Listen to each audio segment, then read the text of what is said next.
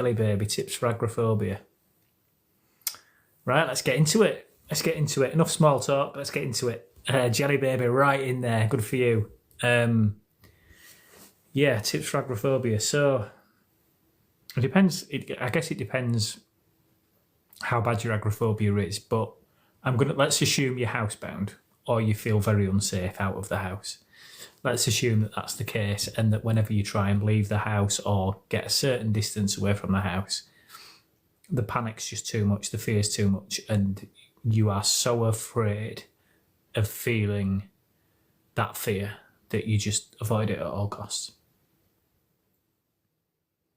So the thing with agoraphobia, and I explain this quite a lot, so I apologise in advance for anyone who's already heard it, but the thing with agoraphobia is we get stuck in this kind of belief that if we can't just go back to our old selves and we can't be like everybody else, if we can't just go out everywhere, if we can't just go to the restaurant, go to the cinema, go see our friends and our family and go out for the day, if we can't do any of those things, then what's the fucking point in leaving the house at all? And this is the trap that we get stuck in with agoraphobia. But in order to get to those places, to be able to get to the restaurant, get to the cinema, get to the supermarket and all the other things that we want to be able to do, we've got to train, we've got to practice to be able to get there. So we get stuck in this trap that it's utterly pointless doing anything. If we can't do those things, then what's the point? So we stay at home and we hope that one day we wake up and it's all gone away and we can just leave the house again. That's what I did. And it didn't happen. There's two ways you can approach agoraphobia. There's flooding, which is where you just go fuck it and you go out into the world and you do everything all at once. Now, flooding will give you a very fast recovery, but a very, very high risk of traumatising yourself so much that you run in, lock the door and don't try again for another 2 years. Again, that's what happened to me.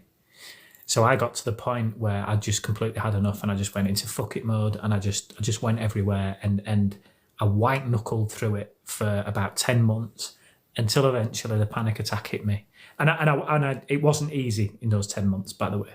There were moments where it got a little bit easier, but it was physical torture most of the time and the fear was horrendous. But I just did it anyway because I'd had enough. And then eventually the panic attack came and it drove me back inside and locked, that was it. I was locked in the house for pretty much another full year. I was pretty much completely housebound. In fact, I was almost immediately bedbound, actually.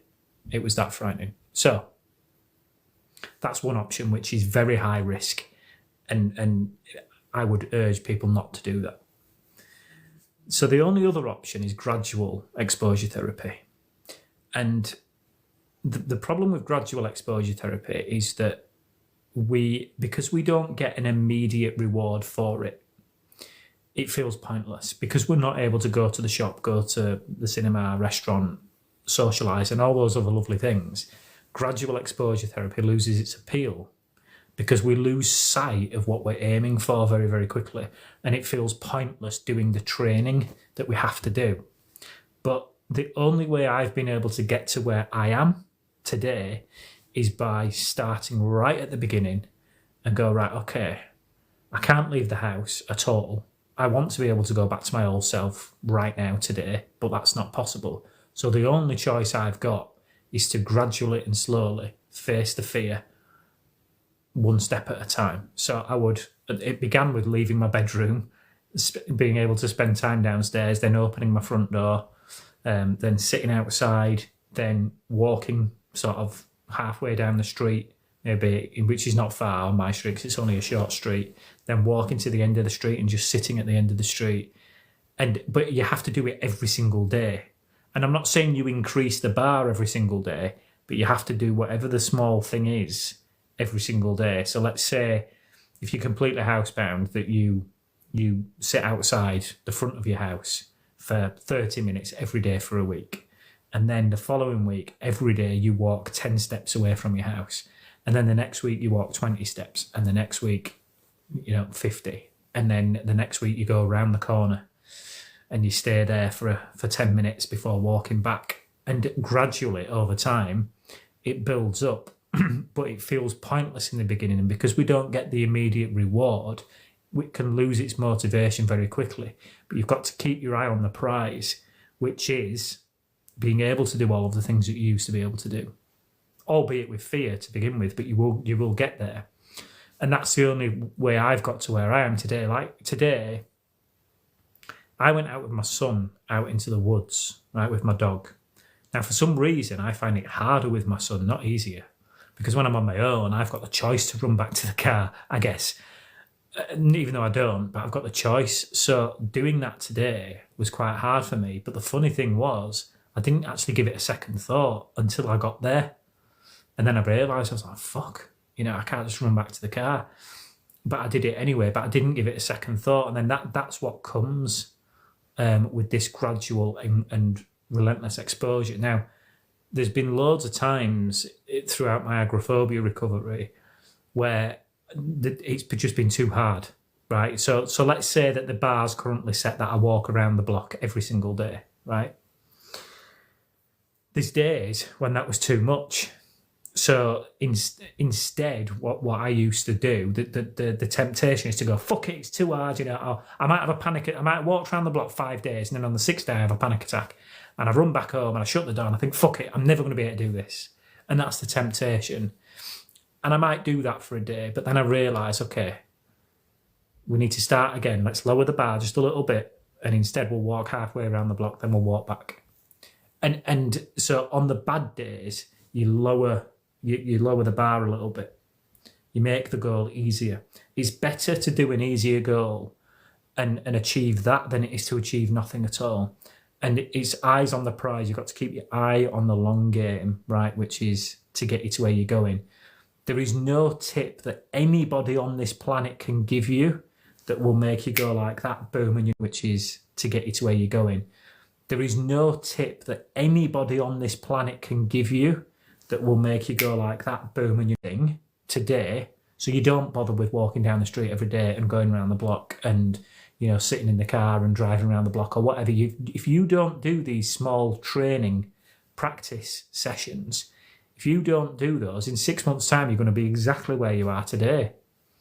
So you might as well try, but you've got to be really disciplined.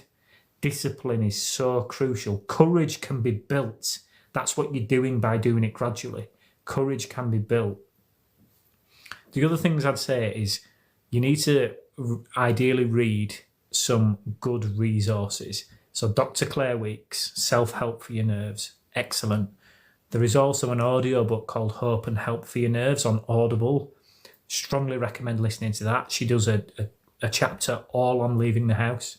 There is some in another audiobook as well called Freedom from Nervous Suffering, which is also on Audible, where she does a bit on leaving the house for the first time and how to approach it. They're all excellent resources. And there's a podcast called Disordered Anxiety Help. So Disordered : Anxiety Help. And that's an excellent podcast to listen to. Saturate yourself with the right information and put it into practice. That's the key. So yeah, that's it. And look, if to begin with, you have to use safety behaviours to get you going, like you might need to take a pocket full of anxiety medication with you, or a bottle of water, or 2 phone chargers, a rucksack full of all sorts of safety things, that's fine. Even if one of your safety things is a person, it is not cheating. It's okay to take people with you in the beginning and gradually let that fall away, those safety behaviours fall away. The last thing I'll say is you can get to a point where I've got to many times where your recovery plateaus, where you beat your next personal best and you're finally walking around the block every single day, and then you're stuck, you can't go any further, right? Well, all I would say then, every single day, because eventually you have this day where you go, why the fuck can't I walk down that road? Fuck it, I'm going to do it. And you get this just sudden urge to do it. So it's all about the long game is agoraphobia. It's all about the long game.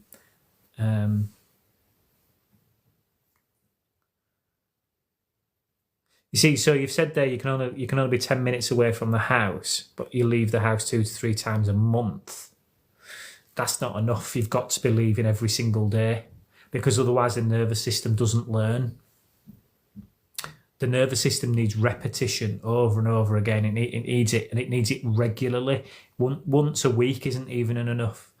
Ideally, you want to be doing it multiple times a day, really. I used to try and go out once in the morning and once in the evening. That's what I used to try and do. I leave the house twice a day now, every day anyway. That's not true, actually. I do have some bad days where I only leave once. But most of the time it's twice a day. I've been waiting to wake up and feel my old self again, and that's how many of us do. Rory, come in. You're right. It's my dog. What have you got? Come here. He's coming with something in his gob. I spent a long time waiting to wake up and just be my old self again, and you hope that some kind of deep sleep, a good night's sleep, or that something's just going to change, and it doesn't. It never happens. One thing's for sure: you can't rest your way out of anxiety. Now, that's not to say, that's not to say that we don't need rest. We absolutely do need rest, but you can't rest your way out of anxiety, because the problem is we don't rest when we rest. We brood. We brood on this fucking awful thing that's happened to us and how shit it is, and then we start feeling guilty and ashamed. Someone's just said here, do you feel guilty when you get very anxious? We feel all that guilt and the shame and all the people that we couldn't see and the places we couldn't go and the people we've let down, and our self-esteem gets eroded by all the lies that we tell, because it's just easy to tell people that we're ill, or the boiler's broken, or the car's broken, or the little one's got a thing that you can't get out of. All those lies that we tell to get out of things and to avoid it just because it's easier, but that erodes our self-esteem. So we don't really rest. We don't really rest at all. So do you feel guilty when you get very anxious? Not anymore, no. No, I don't. I used to, but I don't now. I put the big stick down and stopped beating myself with it about... I stopped beating myself with it 10 times a day, at least, about 2 years ago. But I can still pick it up occasionally and give myself a good whack around with it. I've since 14, 21 now. Relapsed 2 or 3 times for 1 to 2 years at a time. Bless you. Yeah, I mean, relapse, setback, whatever you want to call it. I understand. Do you want a pep talk? What to do about obsessive, fearful OCD thoughts? What to do about obsessive, OCD, fearful thoughts? Okay. Well, everyone with anxiety has OCD, really. It's just the compulsion, the repetitive behaviour that differs, really. And I think sometimes we can get... I don't like anxiety labels like agoraphobia, monophobia, panic disorder, generalised anxiety disorder, OCD, Puro, and all of the millions of other anxiety terms that there are. It's very helpful for describing the type of anxiety that you find the most troublesome. But the reason I don't like it is you can get into this kind of trap where it's like, obsessive, fearful OCD thoughts. And it's kind of like we're wrapping up multiple things into something way more complicated than it needs to be. And that doesn't mean that it's easy to get better, but it's made way more complicated than it needs to be. What it boils down to is we are afraid of thoughts, and that's essentially it. You're afraid of the thoughts that you're having, and those thoughts could be that I'm going to die if I don't do this repetitive task. Something bad might happen. What if these people don't like me? My health. It could be obsession around your health, around children. It could be obsession around what if there is a God? What if there isn't a God? What if I'm gay? What if I'm not gay? And what if I exist? What if I don't exist? So there's all these things that can go through, but at the crux of the matter, and it's the same with agoraphobia and health anxiety, death anxiety, and all the others, is at the crux of it all, it's fear of fear. So we have to tackle the fear of fear. Now, how do we do that? Well, we have to learn to function with the fear. And so we have to learn to function with the thoughts, with the physical symptoms, without doing anything about it. And that's where the challenge lies. That's the bit that's not easy, but that's how simple it is. We have to learn to function without doing the obsessive behaviours that come along with our flavour of anxiety that we're struggling with. And it is that simple. And how do you do that? Practice. It's all about practice. There's no magic bullet. There's no like, sorry, I fell earlier when I was out in the woods and hurt my back a little bit. So sorry that I'm just grimacing and moving about a bit. I'm just trying to get into a position where my back's comfortable. There's no magic phrase or anything that I've learned that's made me just go, boom, ping, this is it. This is what I need to do. Except to say that the knowledge that I've built up over the years is what's made me come to the conclusion that this is the only way to recover, which is to learn to function whilst accepting that we are going to feel afraid at the same time, but doing nothing to respond to that fear. So by not asking for reassurance, by not diving into the thoughts or avoiding situations or putting all our focus on safety behaviours. So that's what to do about obsessive fearful OCD thoughts, is you have to learn to function with them present without doing anything about them. And that really is what acceptance is learning to function with it present and not employing all of the safety behaviours. And a lot of people say, but I've been doing that and it's not working. So generally speaking, either one or two things happened in my experience. Either I've not let enough time pass. That's one. I'm expecting miracles overnight, but it takes months for neuroplasticity to take effect and for it to stop. And the other thing is, if you've been trying it and it's still not gone, that tells me as a person, because when I'm asking myself, oh, I'm accepting it and it's not going away.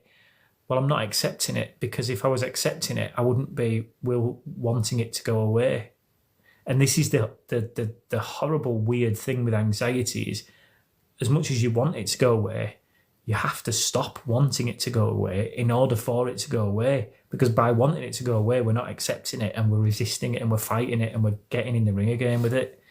So yeah, it's a tough situation. But one thing I can promise you is, if you do it and you do it to the best of your ability, that doesn't mean you do it perfectly, but you do it to the best of your ability, and you have to become your own. You have to discipline yourself. I'm not sure what the word was I was looking for, but you have to be your own master with this. You have to discipline yourself, and you can't just say, "Oh, I'll just avoid this. I'll just avoid it this one time, or I'll just ask for reassurance this once, or I'll just Google it just this once, or I'll just check my pulse just this once." Because as soon as you do that, you're down a rabbit hole. Now, sometimes in the beginning, especially, you will do those things without even thinking. As soon as you realise, stop yourself and refocus on something. The other thing that I think is very important for anxiety is you have to keep yourself occupied. And I don't mean distracting away from the anxiety, because again, that's resisting. If you do something with the sole purpose of trying to get rid of the anxiety, that's resistance, and that's what distraction is. What you want to be doing is keeping yourself occupied, moving forwards in life, doing things whilst the fear's present. And that's keeping yourself occupied. And why do we want to do that? Because if we don't, we brood and we think and we resent and we hate and we don't accept. And that's why. So it's to not overly focus on the anxiety. Why have I had severe shooting dizzy for 5 days? I don't know. And the truth is, a doctor probably wouldn't even know. And this is the thing with health anxiety and symptoms that crop up, is we want this immediate answer to the question, this symptom started, what the fuck is it, right? Panic kicks in and says, oh my God, it could be one of these many things, horrible things that are going to kill me. But the truth is, not even a doctor would know, right, straight away what's causing a symptom. Because one of the first questions a doctor always asks you is, how long have you had it for? Now, there's a reason they do that. It's not to go, for fuck's sake, you've only had it 48 hours. What are you doing here? You hypochondriac, fuck off. They need that information because it's part of diagnosing. It's part of their diagnostics that they need to be able to do to know whether this thing is a problem or not. And, depending on how long you have had it, they'll then ask, has it stayed the same? Has it got worse? Does it come and go? That type of thing. So, I don't know why you felt dizzy. All I can say is if you have anxiety, dizziness and shooting dizziness, severe shooting dizziness, as you've described it, which you don't need to do that here on this TikTok live. You don't, I understand why you are, but you can just say dizzy and I already know that it's severe and shooting and horrible. You don't have to justify it to me, don't worry, because I've experienced it, so I get it. You're safe here is kind of what I'm trying to say. I'm not going to judge you or think you're being a hypochondriac. I understand how fucking debilitating this is. I really do. I'm getting there slowly, but I want to be able to take my son to the cinema again so badly. Just build up to it, Sarah Jane. Just build up to it. If you can, I don't know how plausible, how easy this is, but just do the journey there, or just do half the journey there and half the journey back, and just keep building up to it. Just keep building up to it, a little bit at a time. There was something else I was going to say around the symptoms thing.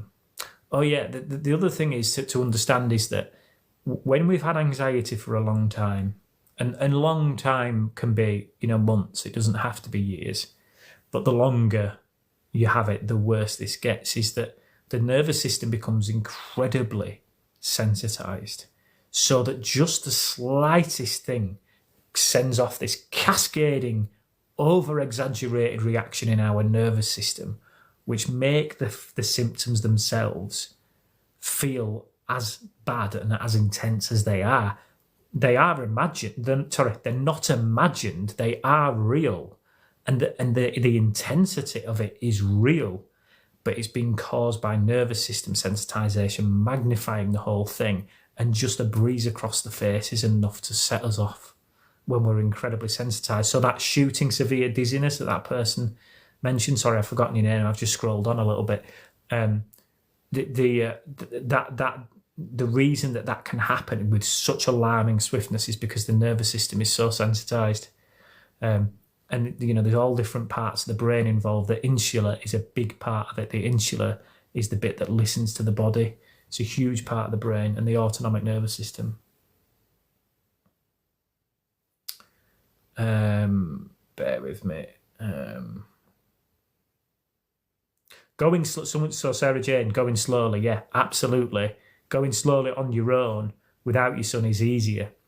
The thing about guilt, everybody, right? Because there's a lot of people mentioning guilt, and especially parents. I've had it too. Like, I was 2 years housebound. I could only have my son every other weekend because I have him 2 nights a week, and it's 2 nights a week in the week and 2 nights a week at the weekend, and I couldn't do the school run. No one could drop him off for me because I haven't got any family. So I could only have my son for every other weekend for 2 years. And I used to feel dreadful, like the guilt that I felt because I couldn't take him out places. Not that he wanted to go anywhere. He actually thought it was great that Daddy had agoraphobia because it meant he didn't have to leave the house. He could stay in his pyjamas all weekend. But the guilt I felt, not being able to take him to birthday parties and swimming lessons and go swimming with him and take him places and do stuff, it's unreal. But just understand that you're ill. You are ill. None of you wanted to have anxiety. None of you asked to have it. You've got this thing that's pretty fucking horrendous, right? And you're not doing it because you're a bad person. You're not thinking to yourself, fuck it, I can't be arsed taking my son to the cinema. That's a bad person. That's a bad mum. You're not being a bad mum. You're poorly. You'll get there. You will get there. I'm stuck in fight or flight. It's lasted over 8 months. How do I get out of it? So you're not stuck in fight or flight anymore. And you're going to say, what the fuck? Who is this guy? Don't you know? I know what you mean, though. But the reason I wanted to say that is because fight or flight is far too... It doesn't go far enough to actually describe the horrendousness of sensitization. And what you are is you're in an anxiety state. You've gone beyond fight or flight now.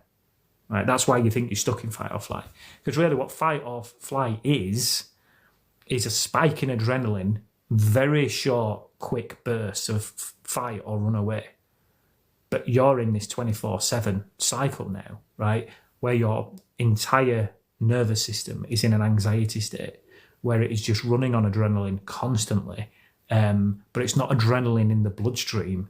It's norepinephrine, which is the same as adrenaline, but it's not in the bloodstream. So you might not have a racing heart constantly, but you're stuck in this constant fucking state of tension and symptoms and dizziness and vision problems, and your hearing's weird and depersonalization, and you feel like you can't breathe randomly, and you just feel physically disgusting from the moment you wake up to the moment you go to bed, and probably throughout the night as well when you wake up.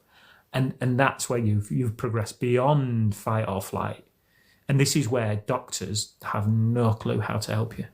Doctors and therapists, not all therapists, I'm sure, but most CBT therapists, psychotherapists, psychologists, psychiatrists, paramedics, they don't know how to help us because we've gone beyond the textbook. This helps for them. This medication's great for anxiety, give them that. Doesn't work for us. We've gone next level. And the only way out of that is acceptance. So I'd urge everybody to read Dr. Claire Weekes' Self-Help for Your Nerves. And Reppen, please read that book. And for people, so everything I mention on my TikTok lives, for anyone who doesn't know, that I have a website. It's anxietyrecoverysteps.com, but if you go to my TikTok profile, it's linked on there. Click on there. There's no adverts on it. I don't ask for your email address. I'm not selling anything, and I don't get any commission from anywhere. It's entirely free. I've put it together so that there's a central place that you guys can go to get links to the books that I mention, the podcasts that I talk about, where you can learn about this stuff yourself. And the book, Self-Help for Your Nerves, it's only 172 pages. And I'm not a reader, like a bookworm, but I found it easy to read because it was describing me to a T. Because when I picked up the book, I might go downstairs and get it actually while I'm talking to you, but when I got this book and I started reading it, I was immediately thought to myself, there's no way this is going to help me. Absolutely no way, because I'm too bad, and I don't have any courage at all, and it just can't help me. But let me just grab the book off the bookshelf down here. Bear with me. There we go. Right, come on, Rory. Come on. Just talking to my dog. Sorry. So yeah, this is the book. Self-Help for Your Nerves. It looks like this. And what was I going to tell you? What prompted me to get this now? I thought that there was no way this book was going to help me because I was just too bad. I wasn't courageous enough. I was too much of a coward. And within the first page, I was gripped by this book.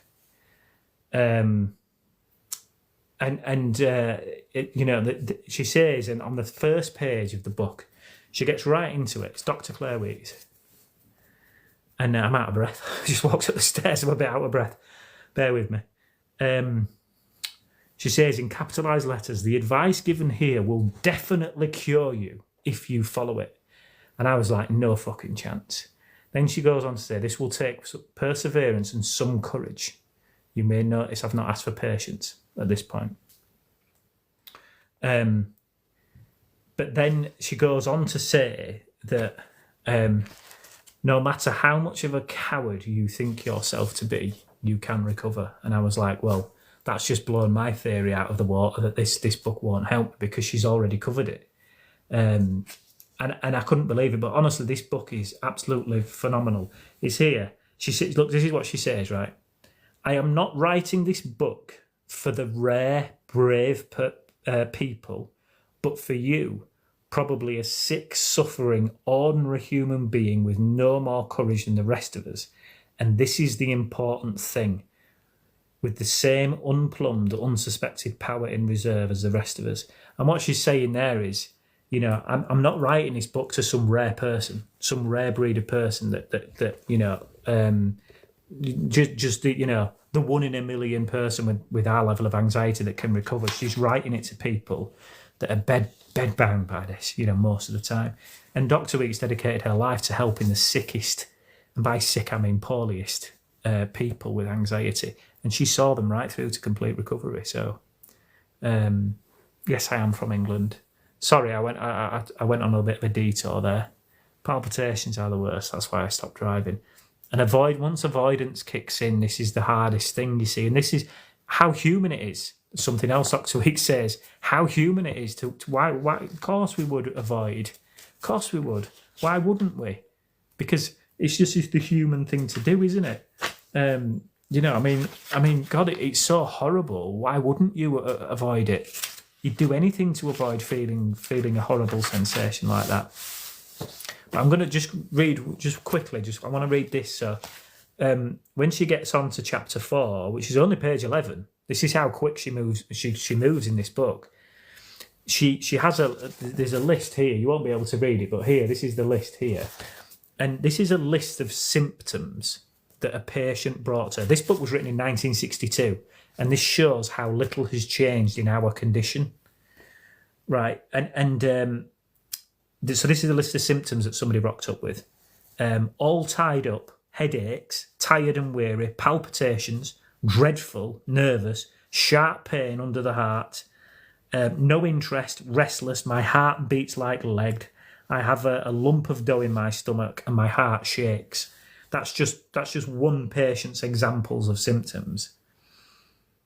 And then she goes on to say quite quickly afterwards, they are quite certain that there is something seriously wrong with them and cannot believe that anyone else could have had such a distressing experience. And I was convinced by that. I thought I was the worst case.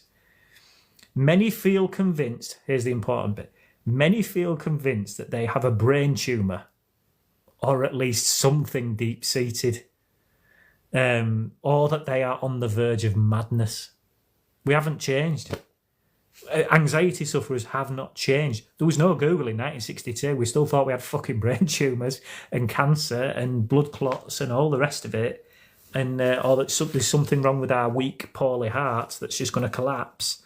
And she talks about that as well, and she goes through this book really quickly, but she starts off by explaining about the nervous system, and that's the important thing with Dr. Weeks. And I think the reason Dr. Weeks was able to hook into this, and she was a doctor, by the way, she was a GP first, then specialised as a psychiatrist, so she was a doctor. Why she found such patience and love of anxiety sufferers was that she herself, in her early life, partway through her medical training, had chronic anxiety following a misdiagnosis of TB.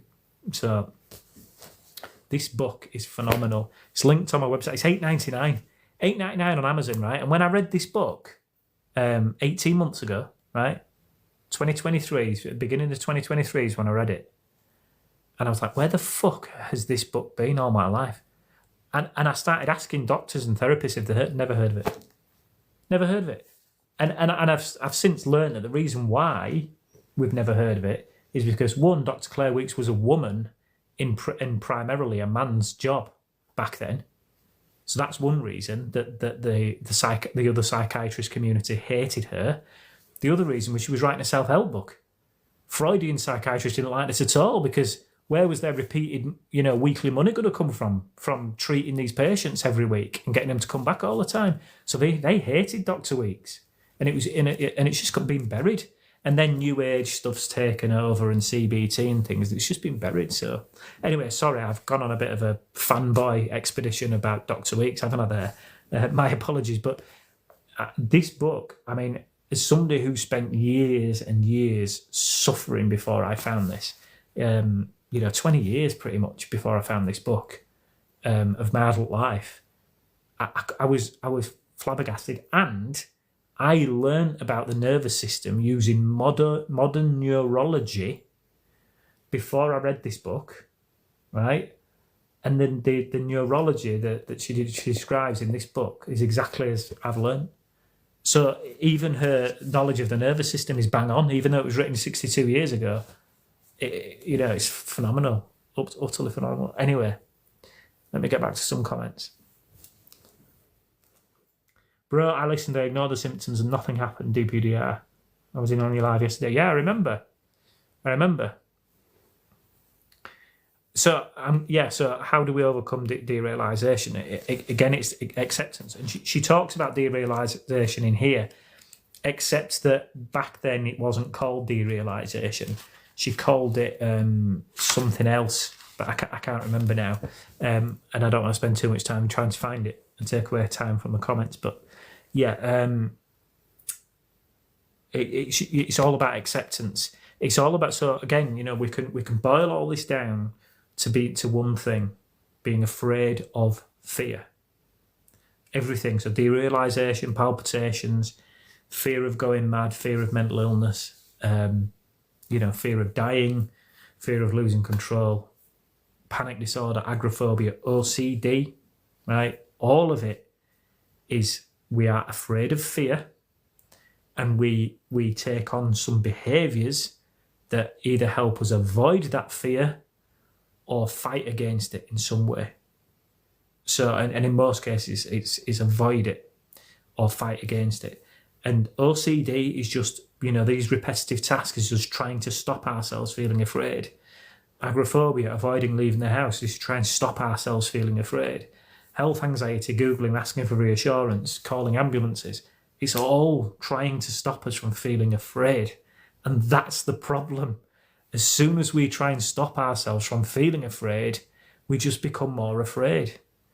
And so it all boils down to being afraid of fear. So each individual symptom isn't, trying to target each individual one with a different technique is not the way. The way is to treat the whole thing exactly the same. We need to face our fear without doing these safety behaviours, with an attitude of acceptance, so that we're going to willfully tolerate the fear whilst we function or try to function as normally as we can. And we're going to do that over enough time that our response to fear changes. That's the goal. And it does work, because there are lots of examples, I'm not fully recovered yet, but there's lots of examples aside from me who have completely recovered using this method. And I found them, after starting my TikTok. I actually read this after starting my TikTok. I started my TikTok knowing everything that I'd learned about the nervous system, but I had one piece of information missing that was in this book, and that's nervous system sensitization. That was the one piece of information that I had missing. And the acceptance method that she teaches in here. Dr. Weeks was the creator of acceptance and commitment therapy, essentially, and exposure therapy, actually. Exposure therapy and acceptance and commitment therapy essentially came from Dr. Weeks, essentially. How to get over the fear of dread and that something bad is about to happen. Well, again, you can't. And this is the thing, we can't get around. There is, I get asked these questions over and over again, and I want you to keep asking these questions, but I feel really guilty that I give the same answer over and over again, which is there is no way, there's no quick way to get over any fear that we feel, or any specific element of the fear, be it a symptom, a thought, a belief. There is no way to quickly get over it. The only way is to learn to live and function with it present, without doing the safety behaviours to try and make it better, and without avoiding things to try and stop it coming at all. It's the only way. There is no easy way to recover from anxiety. There is only a terrifying way. There is no way to recover without feeling afraid. And trust me, I try to find a way, not because I'm lazy, because I'm scared, because I'm terrified, because I can't take it anymore. So I tried every medication under the sun, every alternative therapy, hypnotherapy, acupuncture, Reiki. I tried every mindfulness app that was out there, I went to so many different types of therapy, you know, normal CBT, intense CBT, 6 months psychotherapy, which was a combination of CBT and ACT, and I tried it all, and none of it worked, and I was just in despair. And she talks about it in here. She calls us in despair, bewildered, and despair, and that's what I was for such a long time. And the more I fought against it, the worse it got, and it's just so cruel. It's such a cruel condition to live with. Right, let's get on to some comments. What's the book called again? It's called Self-Help for Your Nerves, is what it's called. I know it's reversed, but yeah, Self-Help for Your Nerves is what it's called. And it's a really phenomenal book. It's honestly, I mean, I've read so many books over the years, and this by far is the best one that I've read on anxiety. I haven't come across a better book than that. So, there are other books out there, like there's The Dare Response, which has been written. It's based on this. It's based on this work. But The Dare Response is a kind of a modernised version. The only thing I'd say about this book is it was written 62 years ago. So bear in mind, it does talk about some old things. So it talks about electric shock treatment, which was commonplace back then. But she wasn't saying you need electric shock treatment. She was saying the opposite. She was saying, you've probably been referred, or you might have even tried electric shock treatment and it hasn't worked. So, she talks about things like that. But it's... Yeah, that's it really. There are some old-fashioned things in there, but yeah, I'm just trying to work out how the hell I put this background thing back on, but I just don't know. Only because I want people. We got it back. Yeah, there we go. So only when people are joining the live, they know what we're talking about. That's all. Right, done. So yeah, Self-Help for Your Nerves. It's a really good book. Just bought it on my Kindle for $2.99. There you go, Sarah Jane. Good on you. Matt. Matt loves the book. Good old Matt. Just ordered it, Emily. Well, great. I'm so pleased, guys, because honestly, the answers... how many pages is it?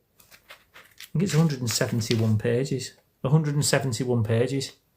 And there's a really popular book about anxiety called Anxiety RX, and it's about 480 pages long. It's like a doorstep, the thing. And don't get me wrong, it's got phenomenal information on it, but largely unnecessary. The first part of it is the author telling you his story. And it's like, well, that's great, but when are we going to get into how I get better? Do you know what I mean? Dr. Weeks just gets straight in there. I'm writing this book to the, this level of suffering person. Yes, you can get better even though you think you can't. She basically answers every doubt that you think you'll have in chapter 1, right? That's what she does. Chapter 2, she tells you about the nervous system. Chapter 3, she starts talking about what is nervous illness, and an old-fashioned phrase, but actually better describes what's wrong with us. And then she goes on to explain more about it, the symptoms, before moving on to recovery. So you rattle through this really quickly. One thing I would suggest to anyone who's bought it and is going to read it is try not to treat it like a self-help book, which I know is ridiculous when it says self-help here. What I mean is try not to see it as something that you read and then it's just suddenly going to go in.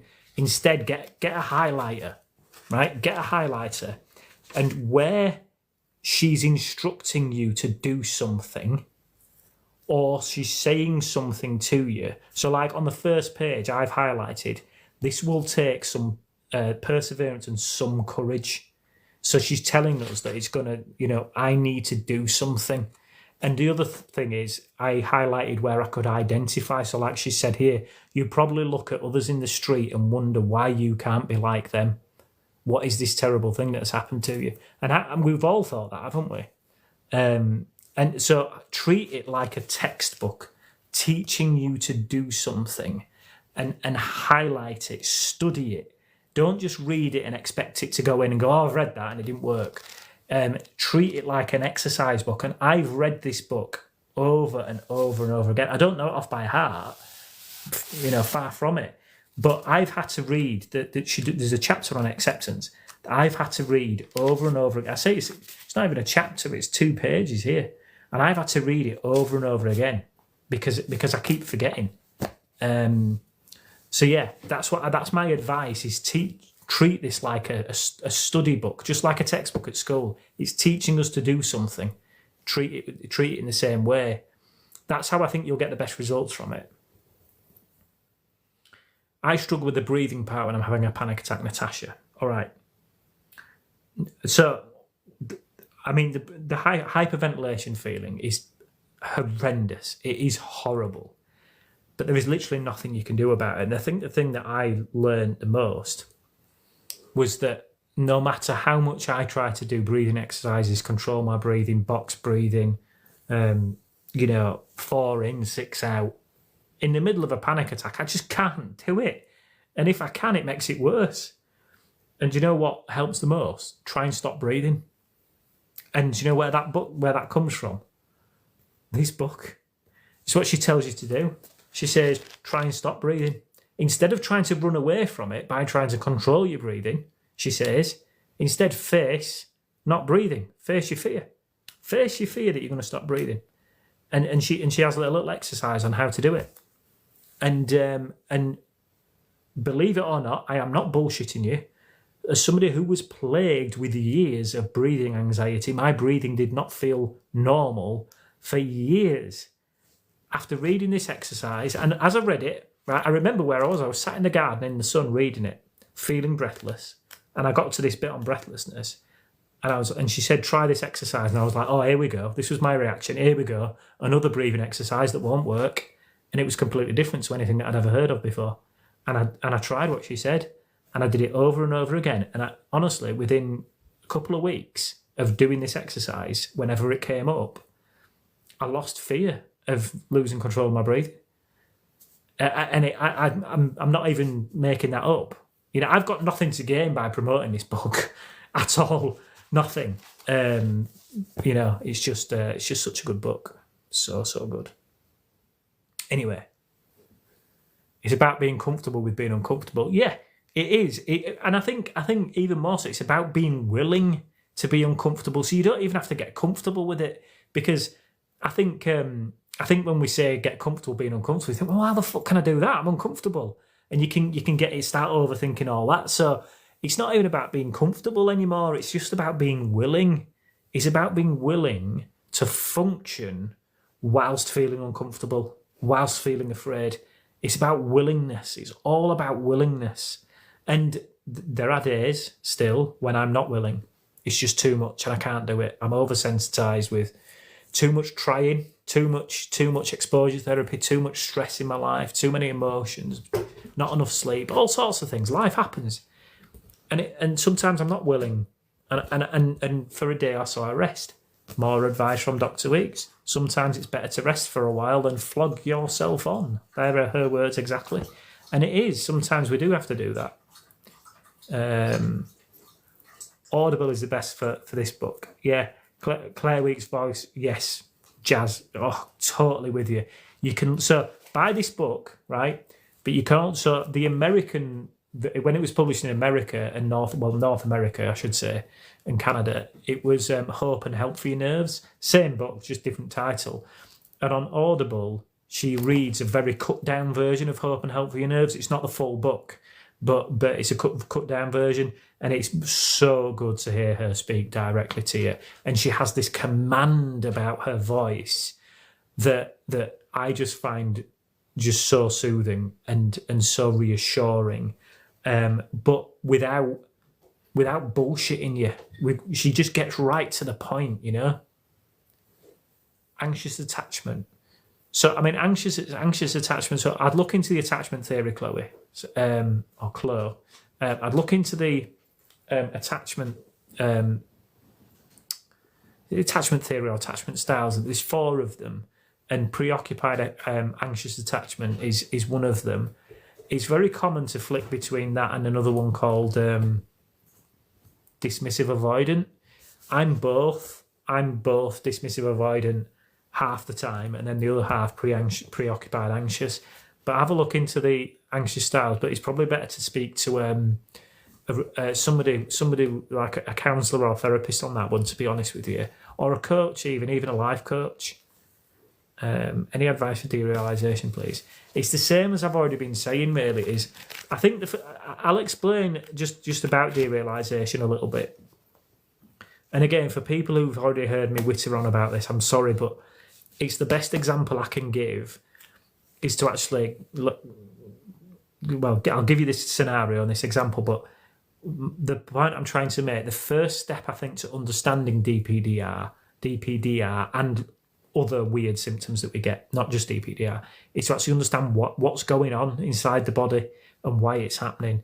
So with derealisation, so depersonalisation and derealisation are tightly coupled together as DPDR, even though you might only experience DP or DR, right? But they're tightly coupled together.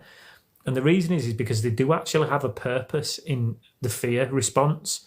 When you're in a real life-threatening situation. And the depersonalisation part's really simple. It tells you in the title what it is. It's to depersonalise you. It's to turn off your personality. Why the fuck would the brain want to do that? Well, if you're in a burning building, and you're in a fire in a burning building, right, and you're trapped and you need to get out, who you are, who you love, what your favourite food and Netflix TV show is of no fucking use to the brain. So you simply depersonalise, because in that moment, the brain needs to take all resources to escaping this situation, getting you safe, right? So your personality is no use.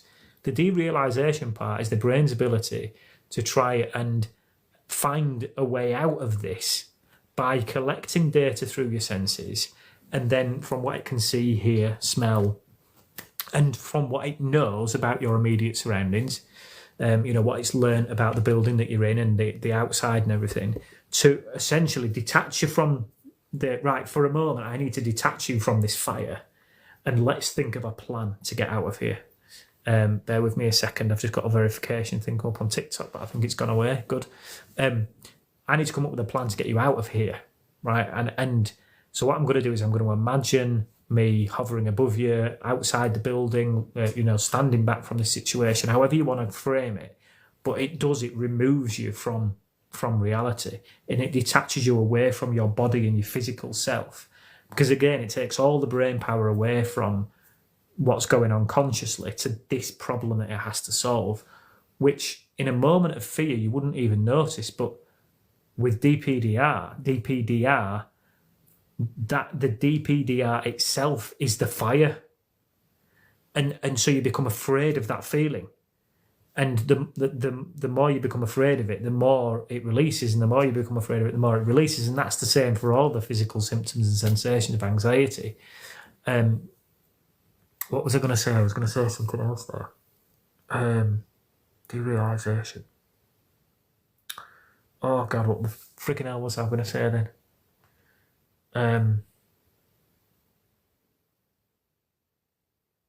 I can't remember what I was going to say. I'm sure it'll come to me. But that was the first step for me, was to understand. That's what I was going to say. Right. So why the hell would DPDR fire off then if we're not in a fire? Well, because the stress response, and I call it the stress response, not the fight or flight response, because the stress response in humans has evolved way beyond being hunter-gatherers. Right, it does way more than just fighting or fleeing, does the stress response. But so why would DPDR activate in anxiety when there's no fire? Well, because the fear response, as clever as it is also quite primitive. And it's not primitive because it's a leftover legacy from apes. It's primitive because it has one sole purpose, and that's to save your life. So it doesn't have time to pick and choose which bits it needs to turn on and turn off. What we experience as individual anxiety sufferers is just the thing that we happen to be most afraid of. But we all experience DPDR to some extent as humans, actually, not just as anxiety sufferers.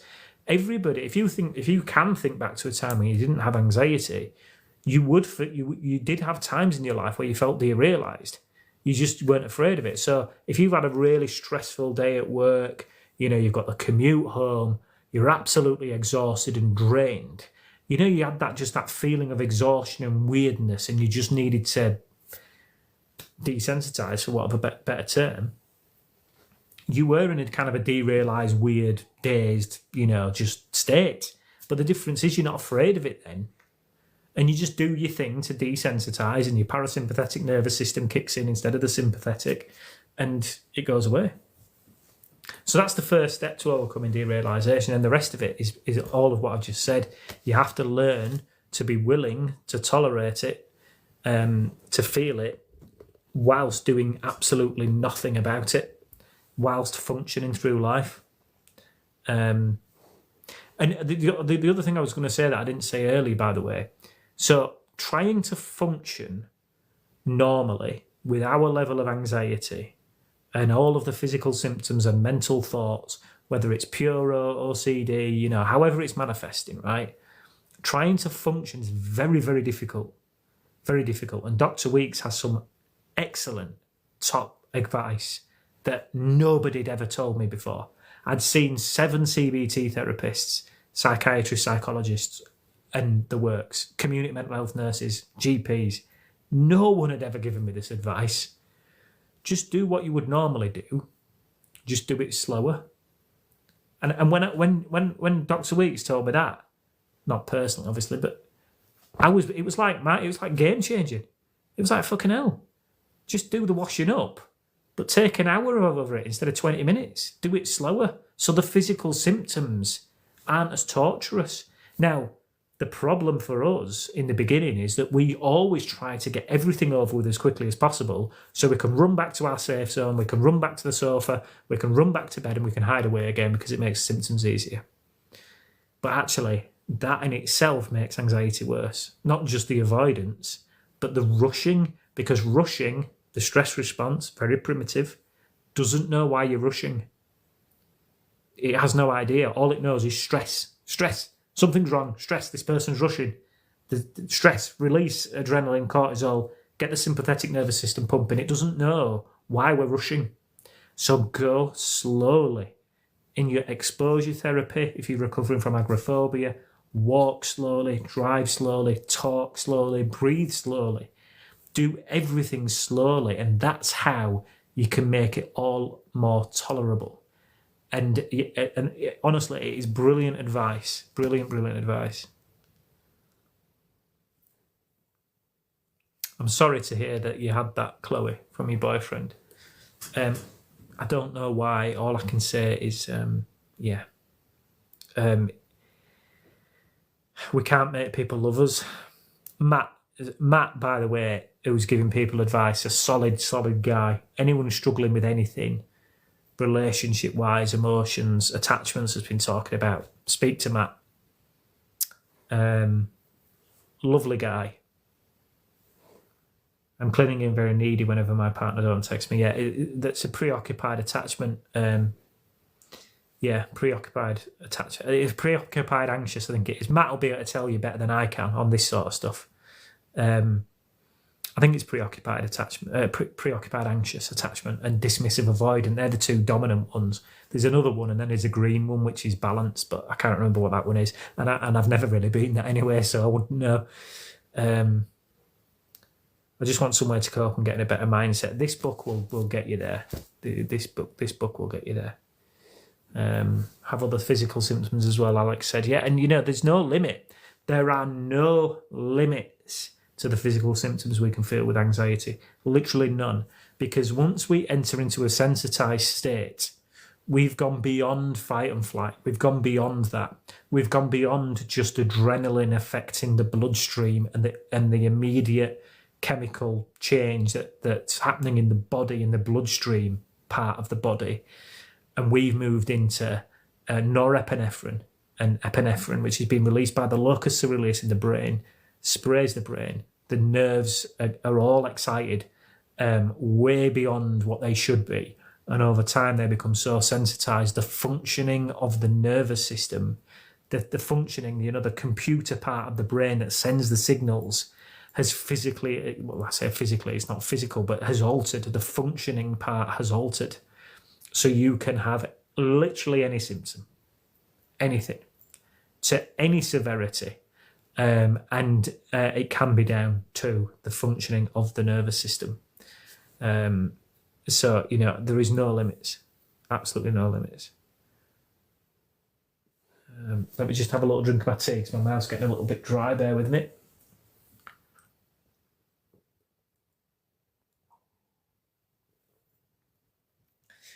Yeah, Matt said if you've been to the doctors and you're fine, then you're fine. You have to believe them. I'm gonna slightly correct one tiny little detail, Matt, if you'll forgive me. You don't have to believe them. You just have to act as if you believe them, because in anxiety, we'll never fully believe them. So that's the one thing that I realise as well. I don't have to believe that my heart's fine, even though all these tests are telling me it's fine. I just have to act as if I believe it, which means stop checking your pulse, stop Googling, stop going to the doctors, stop asking for reassurance. And the belief will follow. And that's what's happened with me. I used to live with my hand on my pulse. I used to live with it here, or checking my smartwatch, or oximeter on my finger, or blood pressure monitor, or all four, in all honesty. So you don't have to believe the doctors. You just have to act as if you believe it. What would the version of you do if they did believe them? You wouldn't keep checking your heart rate, would you? If you believed that your heart was fine. You wouldn't keep Googling. You wouldn't keep researching, trying to find what else it could be. You wouldn't keep asking for reassurance. You wouldn't do any of the things that you're doing. You'd just go on with your life. That's what you do. Would I choose this book over The Dare Response? Yes, but I do have a reason. One is that the Dare Response doesn't explain enough about the nervous system that I think's needed.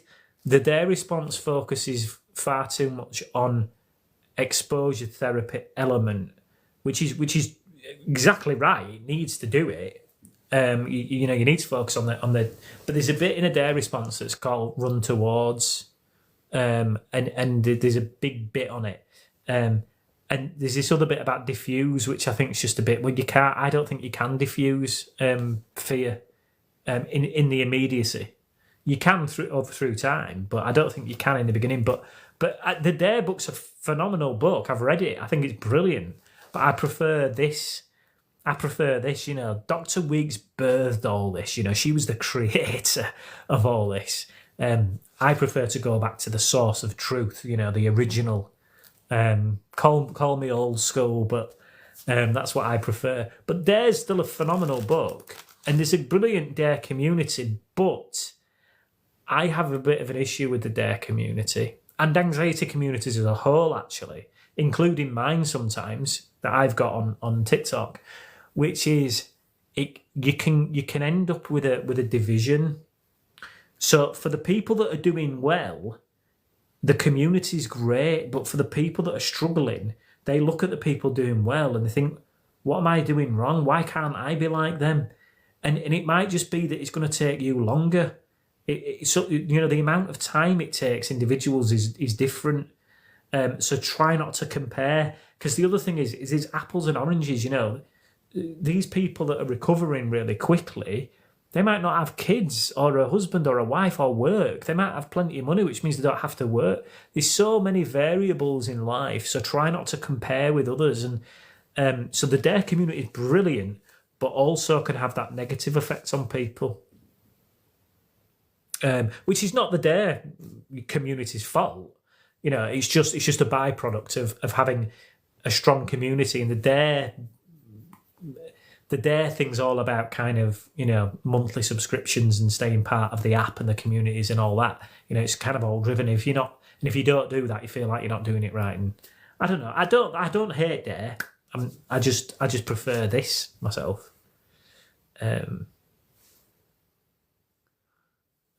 How do you get rid of it? It's hell. It's every day, multiple times a day. You stop trying. You willfully accept it, and you don't want it to go away anymore. Obviously, you do, but you don't give it the attention.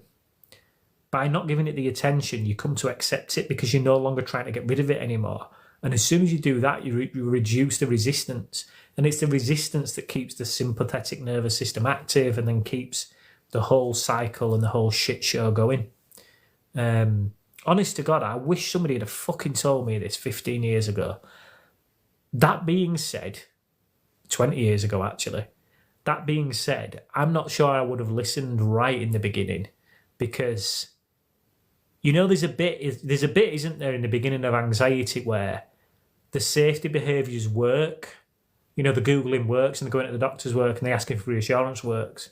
And it's that real sweet spot where it's working and not completely fucking your life so much that you know you're still functioning and doing things and you're all right and the reassurance helps a little bit and you feel a bit better and you're in that sweet spot in the beginning. So I'm not sure I would have listened at that point. But then the scales tip then and the safety behaviours are the thing that are fueling it and the avoidance, and it doesn't work anymore. The reassurance isn't working and you can't function anymore. And, you know, that's when this comes in. And that's what I'm annoyed at, is I was there in, 2010? Before then, but 2010, with 100% certainty, I was completely fucked. Like, I couldn't function anymore, barely function anymore. The only reason I could function was alcohol. I'm an alcoholic in recovery now, thankfully. 3 years, 5 months sober. So yeah. What else? I'm going to have to go soon, guys, because I've got my son and I must be more disciplined with getting some sleep. But I'm going to stay on just a little bit longer and answer some more comments. Is sertraline any different from any other antidepressant? I'm not a doctor. All right. All I can say is that I was on sertraline, the maximum dose, for a long time, and it didn't help me. That's all I can say, really. But you know, you have to make the decision on medication. I am pro-medication, by the way. I'm not anti-medication. I'm pro-medication. They all work in different ways and then they help by just dulling down everything just a little bit. But you have to use that benefit that you get from medication to change your behaviour. If you just take the benefits of the medication and don't change your behaviour, then you're not going to get anywhere, really. I've got so many comments again. Every time I get through them, have you had EMDR? I get asked that every night. Have you had EMDR? And I don't know why. I have had EMDR, as it happens. The thing with EMDR is it's a great therapy and it has lots of evidence of being an amazing therapy for single instance trauma. I'm not a therapist and I don't have psychological training. I'm only somebody who's lived with this stuff, but I'm a science man and I read a lot of the studies and stuff. And EMDR has loads of proof for being really good for single instance trauma, but not particularly beneficial for just generic mental health stuff. No more than any other therapy. Anyway, so I should have said that. No more than any other therapy. So I think people get a bit too overexcited about EMDR. But yeah, anyway. I had a panic attack today. The fucking horrible, aren't they, Jade? Can't remember the last time I had a panic attack. I mentioned earlier, I fell over on the walk earlier. I slipped and I fell on my knees and my hands and it jolted through my body and into my head. I didn't hit my head, but it jolted through my body into my head. And I felt my, obviously, you know, fight and flight kick in a real situation. And it was fight or flight in that kind of situation. That instinctive response saved my life, stopped me hitting my head, which it did. But I hurt my hands and my wrist and my knees and it jolted through my body and into my head. And obviously I got up and my heart was racing and everything. And I just carried on walking. And it was only sort of 30 seconds later that I went, fucking hell, I hadn't run back to the car.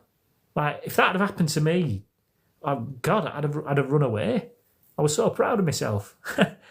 Silly little thing. But what I was going to say, what reminded me there was when you said you had a panic attack.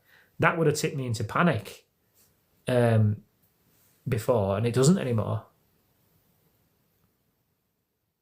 Petrified of buses because of bad experience. I'm going to start travelling alone again. It's just practice. It's just practice, Faye, but lower the bar. Just get on the bus, do one stop and then get off. Lower the bar a little bit and practice. How do I find Dr. Claire Weeks? Well, you can find her books online on Amazon, but sadly, Dr. Weeks is no longer with us. She died in 1990. So, yeah. But, you know, her work lives on and she's still helping people today. Truly remarkable woman. You should read her biography as well for anybody who's... there's a book called The Woman Who Cracked the Anxiety Code, which is her biography. She didn't write it. It was written after she died, but it is phenomenal.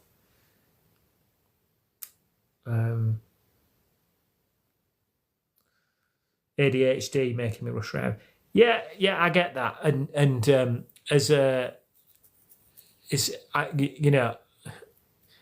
I've never been diagnosed with ADHD, but it's been mentioned to me many, many times by mental health professionals, but I've never been asked to go through the assessment, if I'm honest. And I've got a shit ton of the traits. It took me a hell of a lot of practice learning to slow down. Hell of a lot. And I still struggle. What I struggle with the most is juggling too many tasks all at once, starting everything and finishing nothing. That's me. What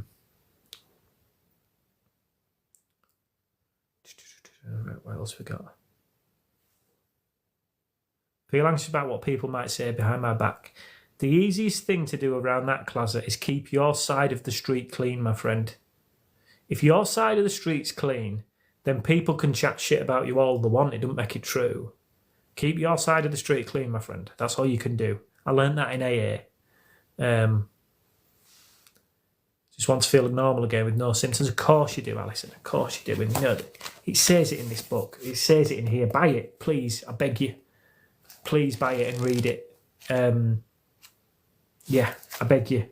I used to do some lives, actually, where we just listened to Hope and Help for Your Nerves. I might do some of those this week. Where I just kind of streamed listening to it and sort of talked about little bits of it as it came up and stuff. So I might do that again. I might do we could do like a little book club of this as well or something. I think that'd be quite cool. But I know how you feel. Of course, Tom, great rephrase. Cheers, Matt. Thanks. I love it when Drew says how mental do we all look walking around checking our pulse. Yeah, absolutely. Drew's brilliant. And Drew Linzelater's a big fan of Dr. Claire Weeks. He's recovered from anxiety. Josh Fletcher is another one. Josh is not so much of a fan of some of the terminology of Dr. Weeks, but you know he's a big fan of sensitization. Teaches all the same stuff, but Josh doesn't like the word acceptance. He prefers the word willful tolerance, which is fine. You know, it's the same thing ultimately. I love Josh and Drew. I think they're great. Anybody who hasn't listened to their podcast, please go listen to it. It's called Disordered Anxiety Help. And it's start at episode 1. Don't just scroll for the podcast episode that talks about your symptoms. Go right to the beginning and they talk you through everything that I've just been talking about. It's brilliant. Really good podcast. This is the thing, you know, we don't need to be spending fortunes, you know, of money on therapy and anxiety coaching. And don't get me wrong, I think therapy is great, right? I think therapy, I'm still getting therapy at the moment, but not for anxiety.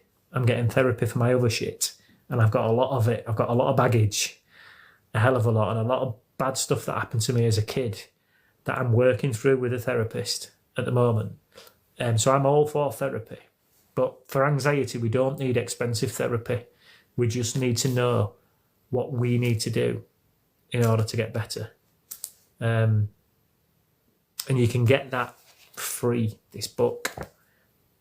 For anyone who doesn't know, I have a website. I mentioned it a few times, but I've got a website. It's entirely free. There's no adverts. I'm not after any money. I'm not trying to get your email address or track you or nothing. It costs me 25 quid a month to host this website. And I do it so there's a central place that you can all go to and find the information that I talk about. There's a page on my website. You go to my TikTok profile, go to my website, go to the useful resources page, and it's all on there. All the links to this book, other books, podcasts that I've just been talking about. It's all on there. And then there's links to TikToks where I talk about stuff. And I've even started uploading this week my live recordings, my TikTok live recordings. They're uploaded onto my website too. So it's all on there, free at your disposal. You know, there's no catch. No catch. I'm just trying to help people. That's all. I'm just trying to carry a message and in hope that you don't have to suffer as long as I did. Guys, I'm really sorry for the people that are joining now, but I'm going to have to go because I've got my son, and if I don't go now, I'm going to be a cranky daddy in the morning, and he doesn't want a cranky daddy. So, yeah, but it's been lovely chatting to you all again. No reason to think that I won't be live again tomorrow. I might not be. Don't bank on it, but I'm trying to go live most evenings. But if for whatever reason something comes up or whatever, then I might not be. But yeah, it's been lovely chatting to you all again. Look after yourselves, and I hope you've got a little bit of comfort from this. So yeah, take care, everyone. Sending my love.